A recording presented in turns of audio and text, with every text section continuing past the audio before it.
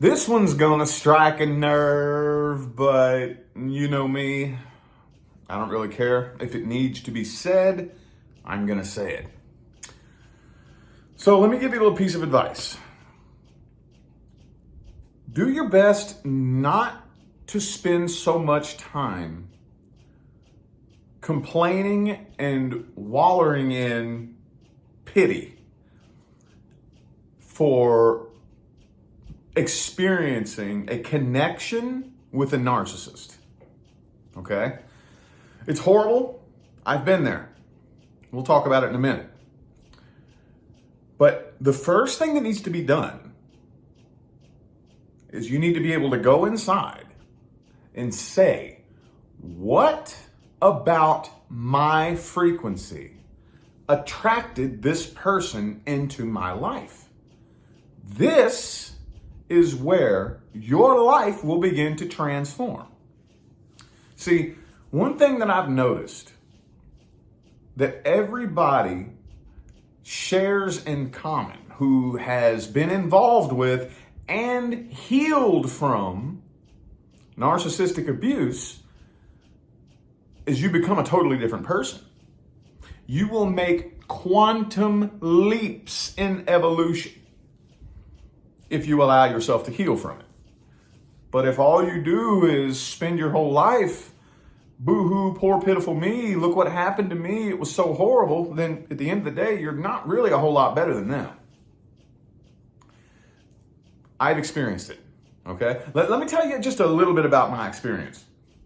At one point in time, I really honestly didn't fully believe in the whole narcissism thing, because that word has been so overused, Everybody's a narcissist. You ever notice this? Especially in the spiritual community, it's real bad. Oh, you're a narcissist. You have a big ego. You're a narcissist. Oh, you don't have any empathy for me? You're a narcissist. Narcissist. And it's like, look, a lot of times, I've seen it happen many, many times, who somebody wants to slap that label on and call them a narcissist. They're not. They're just an asshole, So I never really thought too much about it, though, until one time somebody called me a narcissist. And I was like, holy shit. Well, am I? If I am, I want to know. And if I find out that I am, I'm going to get to work and I'm going to start reversing this and changing this, So I dove in and I started doing research, dude. And long story short, what I ended up concluding was I was like, okay, well, yeah, I do a couple of these things, but you can take some of these characteristics and slap them on anybody. Like anybody, literally anybody. But I have never met one person who fits this entire description in my life. So at that point, I was like, I think it's bullshit. I don't believe in it. And I set out to debunk it. And then I attracted a narcissist. I mean, textbook, dude. I never thought it was possible for a person to be that sick. It really literally humbled me and made me regret every woman I have ever called a psycho. You know what I mean? Because that's what we men like to say. Oh, she's psycho. Oh, she's fucking nuts. Oh, she's crazy. No, bro, I'm telling you, she's not.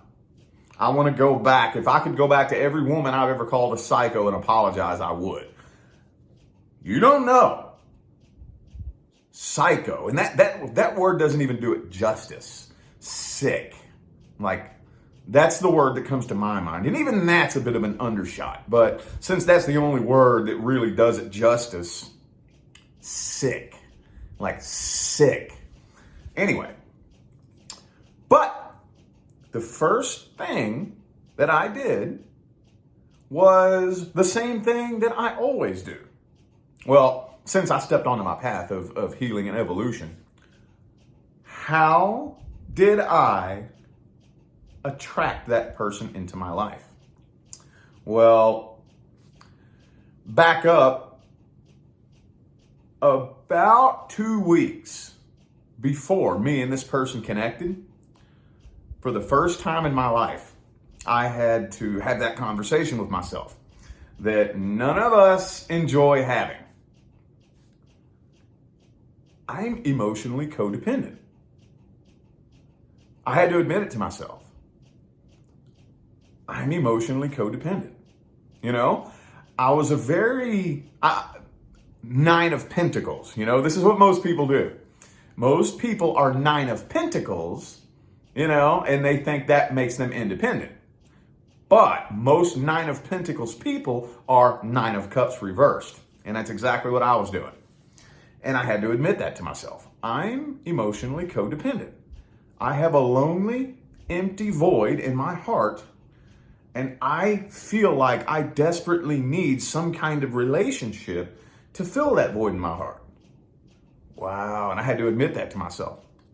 I swear to you, I don't even think it was a full 2 weeks later that me and this person connected. See, like I said, if I'm on the frequency of emptiness and loneliness, the only way I can connect with any person is if they also vibrate at some frequency that harmoniously resonates with emptiness and loneliness.